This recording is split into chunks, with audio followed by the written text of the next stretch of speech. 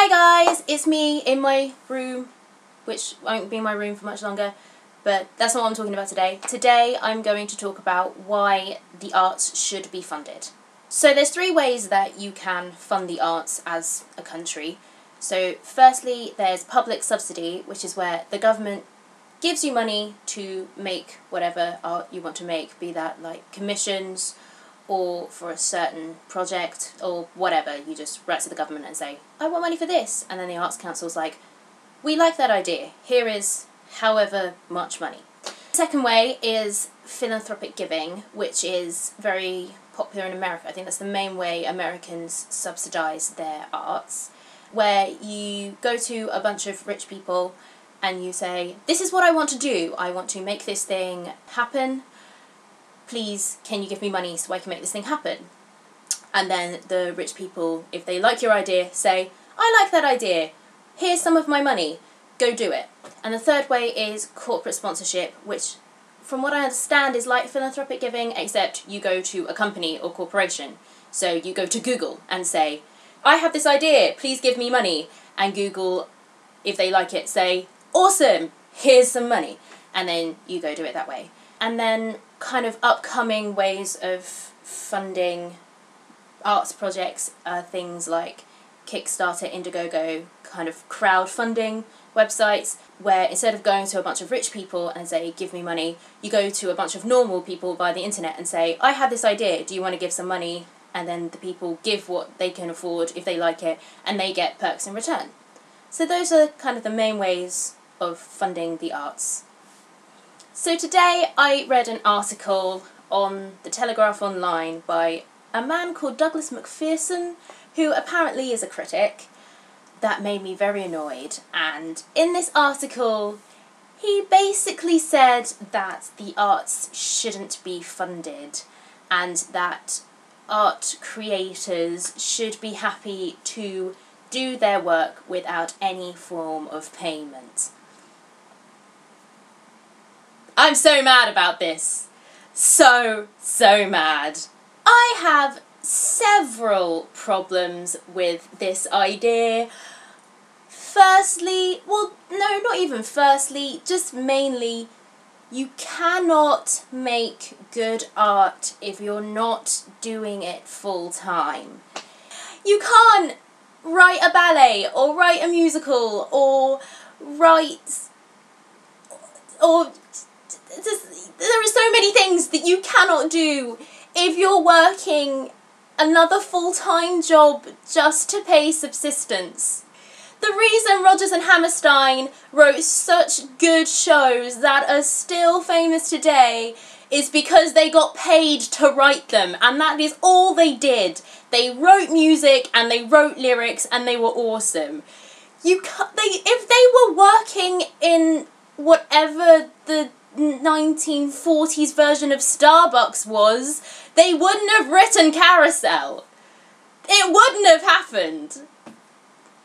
Ah! Now I understand that when you're starting out as an artist, or if you're a resting performer and kind of coming up with your own project to do while you're not employed in a show, you are probably going to be doing some of your artistic endeavours while having a second job. If you're a performer, you'll be going to classes or working on cabarets while doing whatever your resting job is. If you're just starting out writing whatever it is, a book, poetry, a play, then you're probably going to have a second job. But there comes a point where you reach the limit of what you can achieve only working on something part-time. There comes a point where you have to put your time, energy and resources into doing the thing, and just that thing. But your cost of living doesn't stop. Like, you can't be like, okay, so I've got to the 4th draft of my new play, now I need to work on this full-time to get it amazing so I can send it off to people. So I'm just not going to pay my rent or my bills because I can't afford to, because I've got to give up my job. You can't do that.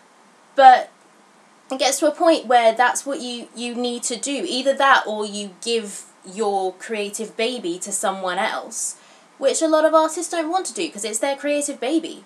Another problem I have with this is that it just doesn't make sense in our society. We're a society who thinks that the arts are important. If we didn't think the arts were important, then we wouldn't have the National Theatre, we wouldn't have free galleries, we wouldn't have free museums, we wouldn't have massive arts events. The Cultural Olympiad wouldn't have been a thing. So as a country, as a nation, as a society, we believe that the arts are important. And if the arts are important, then you need to pay your artists. If it wasn't important, then you could be like, yeah, if you want to make art, do it in your own time, because we don't care. But we care. As a society, we care. So we've got to pay the people who create it. And that's why Equity and loads of actors and performers are campaigning to have low pay, no pay got rid of. There's an entire freaking multi-million-pound industry in this country made of people making a living out of the arts. Those people need to be paid. If we want good art, if we want good theatre, good visual art, good dance, good everything, we need to pay those people. You can't just write an article saying these people should be happy to not be paid. Of course you shouldn't be happy to not be paid. You've worked freaking hard, you've studied, you've honed your craft, you've worked really hard on an idea. Yes, in the beginning you might have to do some of that in your own time, but it gets to a point where it's like, no, I've worked freaking hard on this. I want to be paid for my time and my energy. If you value it, if you value what I've done, then I should be paid for providing that for you. And I should be paid to make this a thing that can be shared with so many people. And if people didn't think it was important and worthy of payment, there wouldn't be philanthropic giving. Because people would just be like, why should I pay for this? People are happy to pay if they've got the money. Therefore it's important. Sorry, this is a very ranty video, but I'm very passionate about this. The third thing is that this guy is a theatre critic. Like, theatre critics work with people who make art for a living. Critics criticise the arts that people spend their lives making. I'm speechless here. I'm actually speechless. I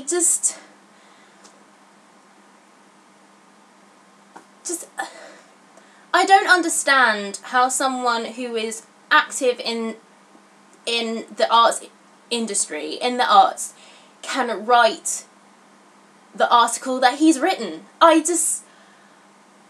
don't understand.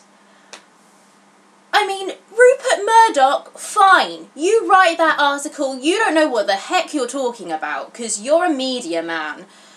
But Douglas McPherson, the critic, who's been to loads of things, who works in an industry, albeit like a merged industry, because it's a merge of journalism and arts, but you work with people who do this for a living. How can you say these people should not be paid? They should be happy to not be paid.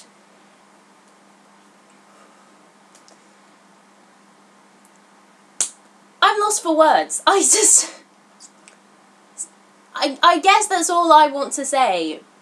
But if you disagree with me, then please share in the comments. And for the record, this isn't a video saying that everything should be publicly funded. There is not enough money in any government to publicly fund everything. What I'm saying is that the arts should be a funded thing in some capacity. The holes that are being made where public funding is being taken away need to be filled somehow, and that is not only a job for the government, it's a job for all of us, for everyone who's in the arts, everyone who cares about the arts, everyone who goes to see a show once in a while or more often. If we think this is important, we need to make sure that there is there is money there. Otherwise, the quality of art in this country is just going to go downhill.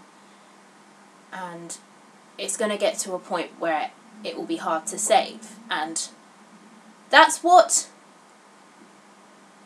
people in the arts, equity, want to prevent. Sorry, I have an itchy nose. Want to prevent, and articles like this jeopardize that. And it makes me sad. And I'm worried and angry. Hence the speechlessness. Which you may have found amusing. I hope so, because if you didn't, then this is not a very amusing video. Sorry about that. So yeah, that's all I wanted to say. I need to go to an acting workshop in a second. I don't know why I said that, because by the time I've uploaded this I would have been and come back from the workshop. So thanks for watching.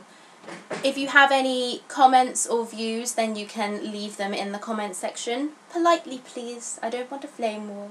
I have a Facebook page and a Twitter profile, so I'll put links to them in the description if you want to like or follow me. I also have a blog that I wrote in a few weeks ago, so I'll put a link in there and you can read it and find it interesting. I think that's pretty much it, guys. So yeah, see you next time. Bye! I don't want to give away your creative baby. It's yours. I'm now hooked up on this creative baby metaphor. And it's just so cute, and it's just sitting there with its big eyes. You don't want to say, hey, have my baby. Let it grow into a child never knowing its parent. And then, you know, before long it's just been tarted up and you're like, that isn't what I wanted you to become. I'm probably going to cut that whole bit, or maybe keep it as like an outtake thing.